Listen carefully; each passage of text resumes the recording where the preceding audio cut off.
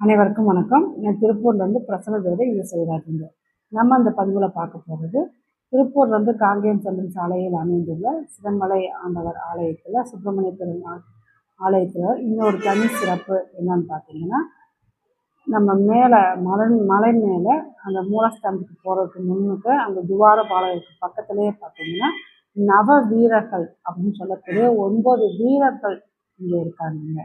அதாவது யாருக்கெல்லாம் தைரிய வீரியம் பாதிக்கப்பட்டிருக்கு, அதே போல் பாக்கியஸ்தானம் பாதிக்கப்பட்டிருக்கு அப்படின்னு உள்ளவங்க, கொஞ்சம் தைரியம் இல்லாமல் மன வலிமை உடல் வலிமை இழந்து இருக்கிறவங்க இந்த ஆலயம் சென்று அந்த நவ வீரர்களை வழிபாடு செய்து வர கண்டிப்பாக அவங்க உடல் பலம் மனபலம் இதெல்லாமே கிடைக்கப்பெறுவாங்க.